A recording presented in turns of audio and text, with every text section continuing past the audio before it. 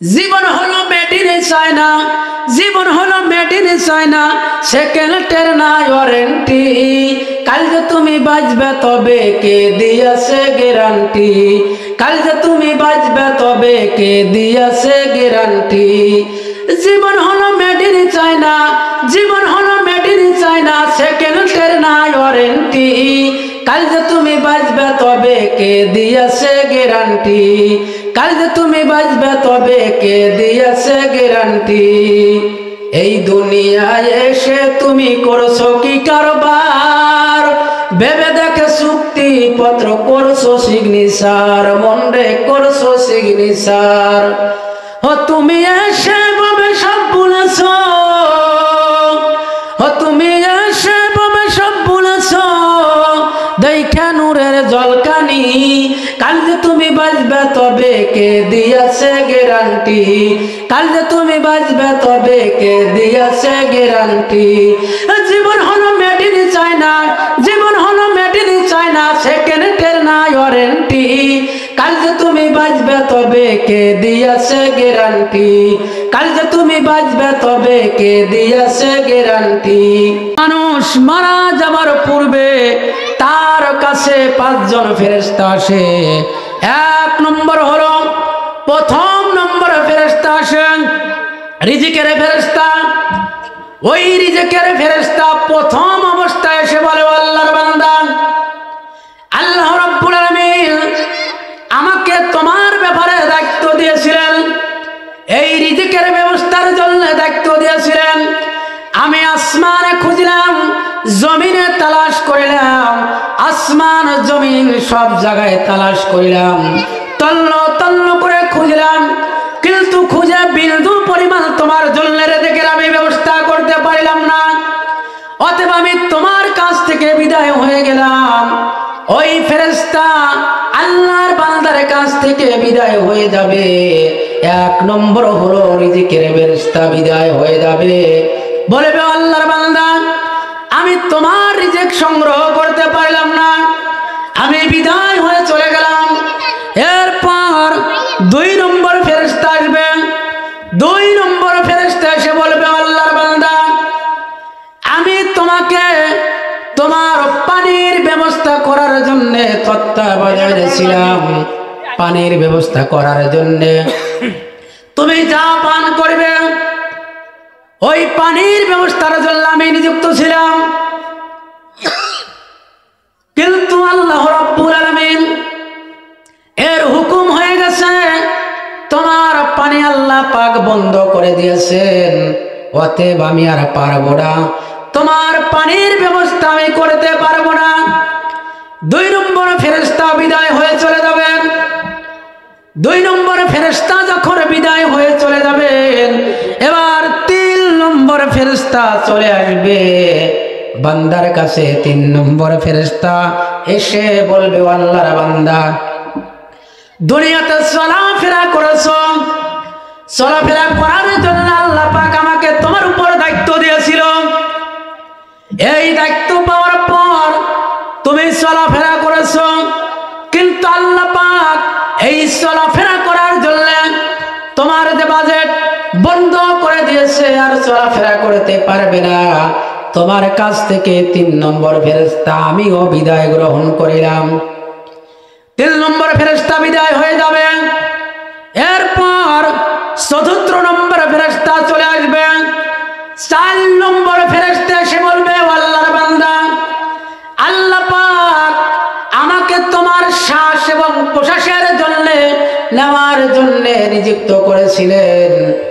আমি ফেরেশতা এসেছিলাম, আমি ফেরেশতা দায়িত্ব ছিলাম, তোমার দায়িত্বে আমি ছিলাম, কিন্তু আজ হুকুম হয়ে গেছে, আমি সব জায়গায় তন্ন বিচন্ন করে খুঁজিলাম, তোমার শ্বাস প্রশ্বাস নেওয়ার জন্য কোনো কিছুই পেলাম না। অতএব তোমার কাছ থেকে আমি বিদায় গ্রহণ করলাম। 4 নম্বর ফেরেশতা বিদায় গ্রহণ করবেন। এরপর 5ম ফেরেশতা, যিনি 5ম ফেরেশতা চলে আসবেন। 5ম ফেরেশতা হলো হায়াতের ফেরেশতা। এই হায়াতের ফেরেশতা চলে আসবে। হায়াতের ফেরেশতা এসে বলবে,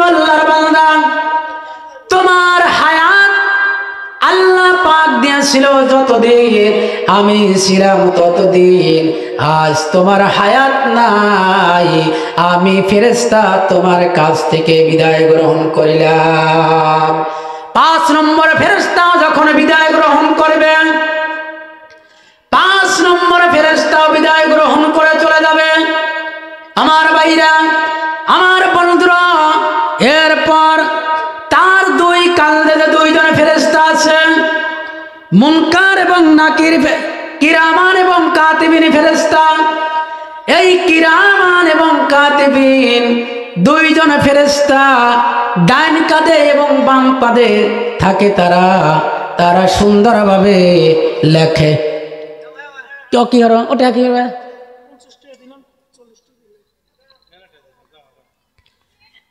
2 জন ফেরেশতা 2 কাঁধে থাকে, তারা লেখে।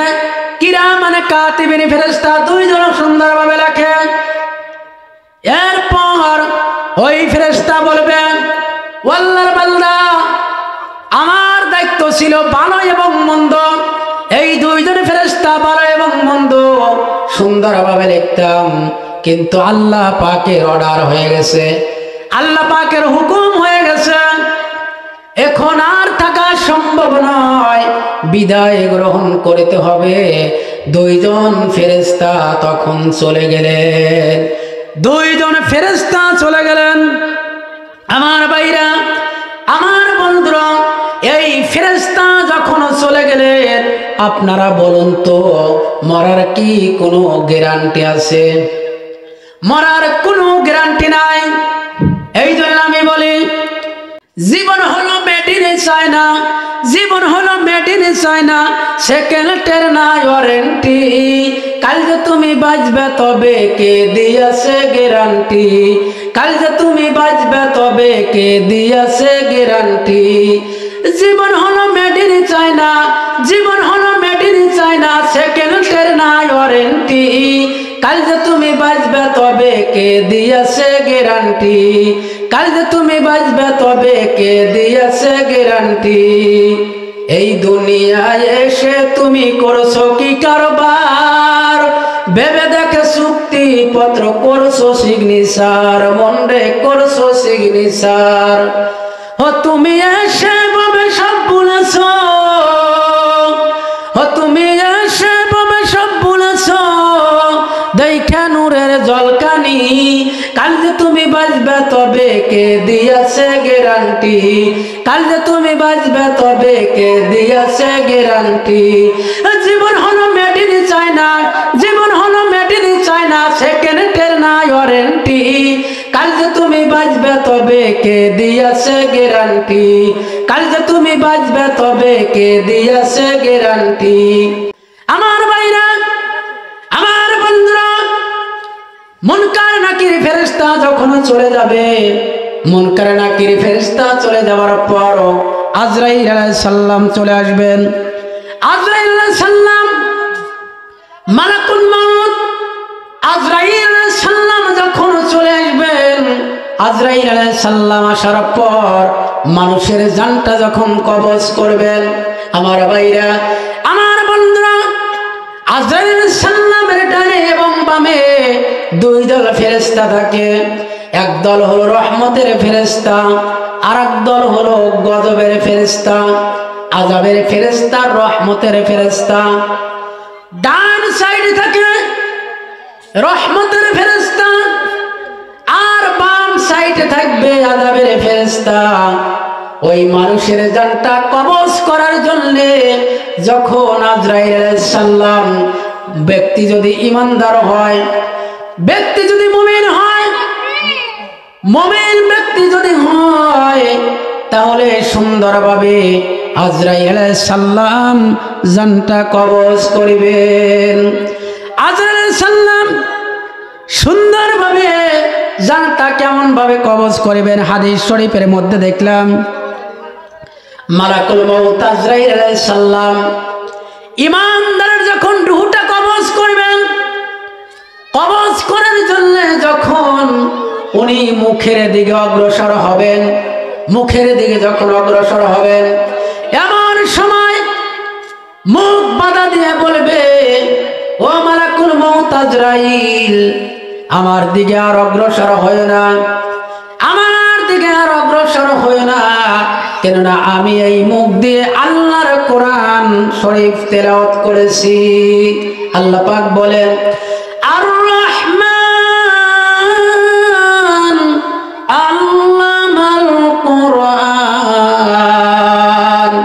আমার আল্লাহ পাক বলেন, আমি রহমান, আমি রব্বুল আলামিন মানুষকে জবান দিয়েছি, মানুষ যাতে কথা বলতে পারে সেই জন্য আমি আল্লাহ পাক মানুষের জবান দিলাম। এই জবান দিয়ে মানুষ আল্লাহর জিকির করবে, তাসবিহ তাহলিল দোয়া দরুদ পাঠ করবে, এই জন্য আমি রব্বুল আলামিন জবান দিলাম। এরপর মালাকুল মউত যখন হাতের দিকে যাবে, হাত বাধা দিয়ে বলবে, মালাকুল মউত আজরাইল রে, হাতের দিকে অগ্রসর হয় না। এই হাত দিয়ে আমি মসজিদে দান করেছি, মাদ্রাসায় দান করেছি, এই হাত দিয়ে আমি ভালো কাজ করেছি, আমার দিকে আর অগ্রসর হয় না। আজরাইল আলাইহিস সালাম তখন আল্লাহকে ডাক দিয়ে বলবে, আল্লাহ তোমার বান্দা মুখের দিকে অগ্রসর হতে দেয় না, হাতের দিকে অগ্রসর হতে দেয় না, আমি কোন দিকে অগ্রসর হব? আজরাইল আলাইহিস সালাম তখন পায়ের দিকে অগ্রসর হবে।